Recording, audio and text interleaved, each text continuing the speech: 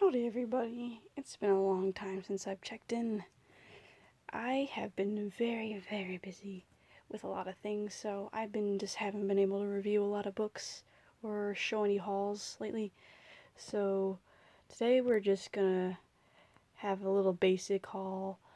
A lot of these books I picked up from, I don't know, like Salvation Army's bookstores. They're just kind of from everything, and these aren't even half the books I've hauled in the past. What has it been? 5 months or so. So yeah, that's only like a little quarter, maybe even. I'm I've been just reading so much, and I've finished a few books that took me forever, and I'm still reading a few from like February, so I'll get back to you guys on that. So the first book we're gonna review is this one I got recently. It's really small, like compared to me, and I'm pretty tiny. It's about the size of me. I mean, that's big for me, but human terms, it's not that big. Just brand names, old recipes. It just caught my attention because of how small and old it kind of seemed. Very colorful. So grab that. This one, I don't even know where I got. It's just a wilderness medicine book. It's talking about how to take care of someone like with lacerations or whatever. It seemed really interesting to me. I don't know. Just pick that up. This is another cookbook. Locally owned cookbook. I always pick up local cookbooks because you never know what you're gonna find. All these recipes I don't think I would try. Definitely would try like cupcakes and stuff, but that's sugary, you know? It's like when it comes to the casseroles and everything, I'm very particular about that kind of stuff. I just don't really eat that often. This one I thought was pretty interesting, actually. This is called A Splintered History of Wood. So it just talks about logging, lumber industry, what goes into making things that are made out of wood on a daily basis. Like, you don't really think about it, but it intrigued me. I've been interested in, forestry for a really long time, so grab that. Grab this, Living with Herbs. Haven't even really looked through this one. So he's got stuff on butters, candied flowers. Horehound. I tried growing horehound for cough drops, but I just never bothered to pick it or dry it in time, so pity me. Let's put these books to the side here. This is one of the books I grabbed for free from they had a box on the side, outside. I just grabbed that in the bookstore I used to go to, or I still go to. Naturals in Lakeland. This, I think, I'm just having a brain fart. This is someplace in, I would say, England. Yeah, definitely England. So not really native species, like, red tails and all that stuff. From Michigan, in case you haven't found out or anything. This one seemed interesting too, also free. I don't know. I haven't really grabbed into these. I haven't really taken to them. Sometimes I just grab books when they look interesting, and I never really get to them. Happens to everyone. This one also seemed pretty interesting, but I don't know. I'm starting to lose my wonder with other countries, nature. I mean, yeah, it's really cool, but I'm really focused on like native, natural phenomenon and all that. I don't know what it is. It's just like more of a compassion for that kind of thing, or not compassion, a passion. This is Everything You Can Do in the Garden Without Actually Gardening, which I found was interesting. Very odd book. But when you open it up, it talks about the histories, famous people gardening. It's really interesting. It had a lot of eye-catching photos that caught my eye, and I was like, this is interesting. It's not really more about gardening. It's about the historical aspect of gardens and what they were meant to bring and all that.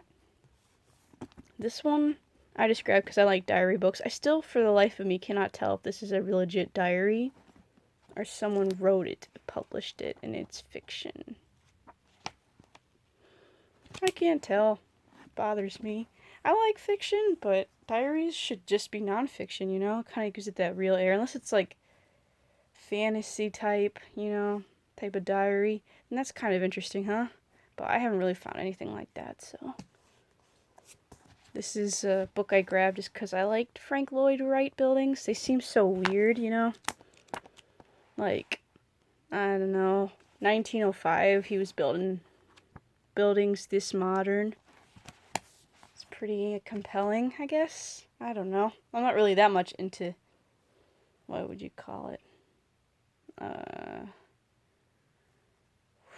it's like I'm having just a bunch of brain farts today. It's the art of building buildings and designing buildings. Architect? I think that's what it is. I used to be kind of curious about being an architect when I wanted to go on the artist route for so long, but it's a hard job. It's a hard, almost thankless job sometimes, but it's important. It's what builds buildings. This is a cookbook I grabbed just about sandwich recipes. A lot of sandwich recipes. I don't know if I try all these, but I'm open to new ideas. This I just grabbed from a Salvation, Goodwill, I think. Goodwill always has more expensive books. I don't know what that's about. Everything at Goodwill is more expensive than Salvation Army. It's a little frustrating, but whatever. This is just a field guide. I grabbed it because I love field guides, honestly. Chesapeake Bay doesn't have a lot of different nature compared to us. I mean, it's more coast nature, but, you know, doesn't really bother me too much. As long as it's a field guide, a field guide's a field guide. And then there's an herb book, which just has kind of handwritten format. I think it was published by, what was this? Herbal Harvest. See that stamp? I saw some kind of company selling herb stuff. I don't know what that's all about. Alright, on to the next pile. I'll go quicker, I promise. This is the Nancy Drew cookbook. I actually really wanted to get this book for a really long time. Don't know what it was. I was on Amazon just looking at old cookbooks, just doing my thing. I don't do this anymore. I kind of just, you know, scour. Don't really look them up. It's not an addiction like it used to be. This one caught my eye. I looked through it. It's kind of cute. Little cute little thing. I was never into Nancy Drew, but I like those kind of themed old cookbooks, you know. It's neat. It's cool. This is The Mind of the Raven. And I grabbed this book because I'm really compelled by ravens. Ravens are corvids, and they're very, very intelligent. And that's saying something because I'm an owl. I mean, I don't know how intelligent owls are, honestly. I'm not that intelligent, but I'm you know, I've been okay. But ravens, yeah, they're pretty, this is a pretty thick book, by the way. It's pretty thick. Yeah, ravens are pretty, intelligent creatures. So we got that cheap. I grabbed this. Ooh, Insects of Eastern Pines. I don't know why I grabbed it. I don't really hang around pine forests, but, you know, grab what you can grab. This one I also just grabbed on the go. Suburban Safari. You're on the lawn. Would have been $15 for a book like this. I always look at the price in the back and think, would I spend that much for this book now, or would I spend a little bit then, you know? Yeah, maybe one day I'll pick it up and really like it. You never know. Same with this one. I love pigeons. I love them. They're so cool. But I don't think this is something I really want to read yet. I don't know. It's a very odd format. I was looking at it beforehand. This one I picked up a while ago, honestly. Yeah, only for like 60 cents. Common Landscape of America. I thought that was kind of cool, you know, kind of give you a preview into what it was like back then. I like stuff like that. It kind of puts you in that mindset. You don't get to experience that kind of thing. Even if you go to like a kind of touristy trap little town thing, you're not going to get that sensation unless you really read about it or, watch documentary on it or something. It's hard to kind of get a handle on what it was like back then. Even if you like do reenactments and stuff, I mean, that's the closest you can get, honestly, at this point. I would love to, but I don't have a lot of time, and it's kind of expensive anyway. And I'm also an owl, so it doesn't really, I'm not capable of it. This book I grabbed, I forgot I even found this one. This is called Regenesis: How Synthetic Biology Will Reinvent Nature and Ourselves. Thought this was a little bit of an edgy choice, so I grabbed it. I'm just looking at the leaflet over here. It would have been $30, gosh dang. But it seemed really interesting. It's mentioning synthetic copying of organisms, cancer, all that fun stuff. And this is described as a science book. So that's where it is, mostly science-based. And I'm just looking at, I don't know, it's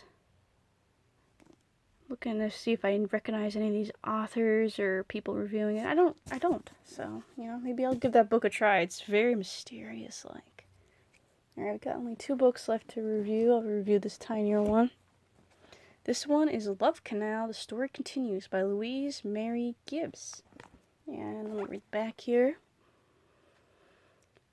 She was the one who spread awareness about this issue in the first place. I've read a few quotes from her, not just quotes, but like full-blown articles and stuff. Love Canal was really depressing. Captured my attention, though. I grabbed this book just because I have never seen a Love Canal book before. Also has a border sticker on it, rare to find now. And the last one is this practical botany book, and I picked it up many times attempting to read it, and then I've been really bored lately this summer, and I just can't read some of these books. I don't know what it is, but this one I have to read at some point. And it's more like for gardeners, honestly. When you look at it, it just tells you what plants require light, what their light requirements are, different types of trees, landscaping. It's really weird. Like, you'd think it's for studying the science of botany. And then the funniest thing is that, if you hear that noise, that's someone playing guitar. See, look, it even mentions Plymouth, Michigan here in this picture. And it's talking about my favorite topic. I'll put it to the chapter name.